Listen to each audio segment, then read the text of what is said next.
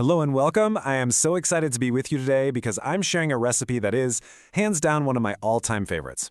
We're about to make the most unbelievably moist, decadent chocolate cake you can imagine. And you know the best part? It all comes together in one pan. It's that easy.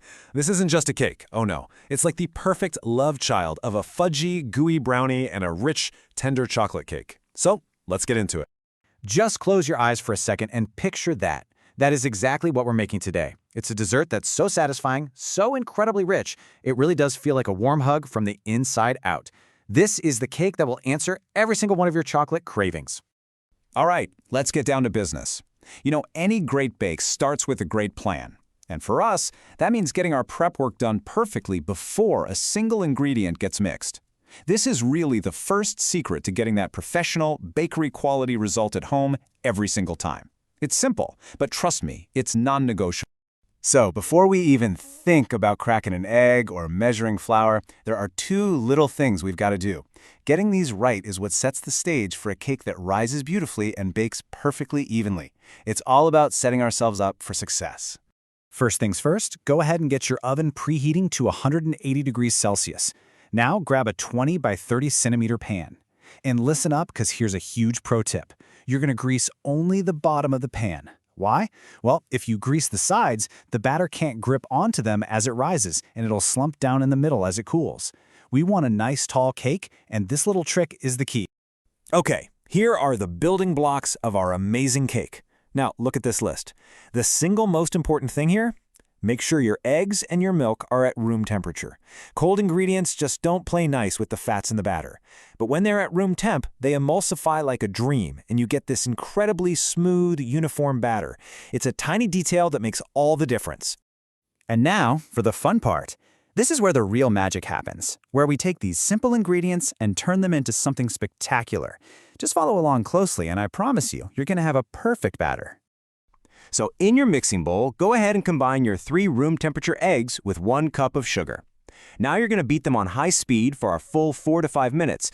Don't skimp on this time. This is how we build the structure of the cake. After that, pour in your oil, milk, and vanilla, and mix again. But this time, only for about 30 seconds, just enough to bring it all together.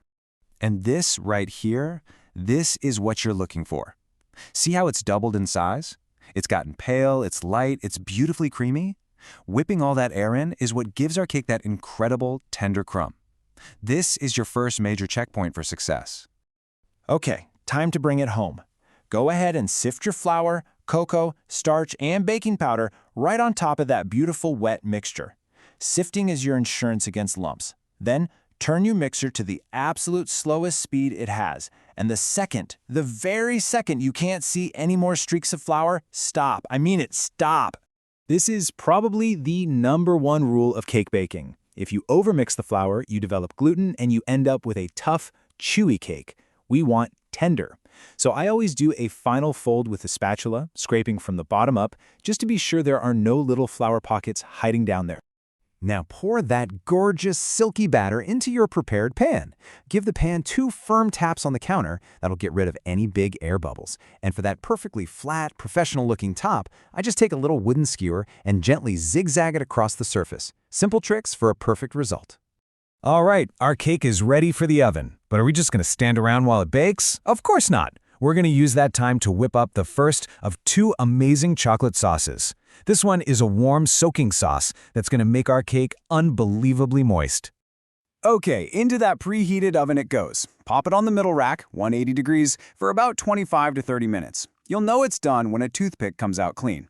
In my oven, it's perfect at exactly 28 minutes. Once it's out, just let it rest for 10 minutes. By the way, your kitchen should be smelling absolutely incredible right now. So for this amazing soaking sauce, you just need some cocoa, sugar, oil, and milk. Pretty simple, right? But if you want to take it to the next level, add about 100 grams of milk chocolate. It's technically optional, but let's be real. It makes the sauce so much richer. I can't recommend it enough. This is ridiculously easy. Just throw everything but the chocolate into a saucepan. Whisk it all together over low to medium heat, and just keep stirring until it's nice and smooth. As soon as it gets close to a boil, give it 1 more minute of stirring, then take it off the heat. Now's the time to drop in that chocolate and stir until it's perfectly melted and glossy. Done. And here we are, the grand finale. This is where we take our delicious cake and turn it into an absolute showstopper. We're gonna drench it in that warm sauce we just made and then top the whole thing off with a glossy, gorgeous, and mind-blowingly simple chocolate ganache. Okay, timing is everything here.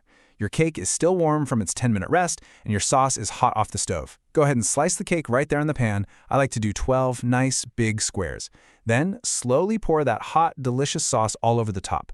I use my spatula to gently press down and help the sauce soak into all those cuts without tearing up the cake. And now, for our crowning glory. You are going to love this ganache.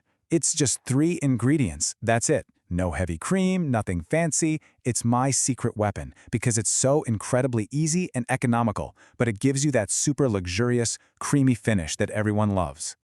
I mean, seriously, could it be any easier? Put your chocolate, milk, and butter into a microwave-safe bowl. Zap it for 30 seconds, take it out, give it a stir. Then pop it back in for another 30 seconds. Now all you have to do is stir, stir, stir, until it all comes together in this shiny, smooth, perfect ganache. It's practically foolproof. Go ahead and pour that beautiful, glossy ganache right over your soaked cake and just gently spread it out to the edges. Okay, now comes the hardest part of the entire recipe. You have to be patient. This cake needs to go into the fridge to chill for at least 2 hours. I know it's tough, but this step is so important. It lets all the flavors meld together and lets the ganache set up perfectly.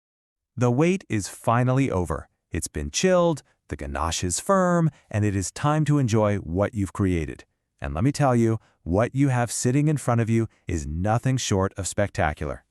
I think we both know the answer to that one, don't we? Let's talk about what this amazing cake actually tastes like. And that quote just nails it. This cake is dangerously good. You take one bite and then another, you'll find yourself just eating it with a spoon right out of the pan. It's cool and refreshing from the fridge, but it has this deep, intense chocolate flavor. You just won't be able to get enough.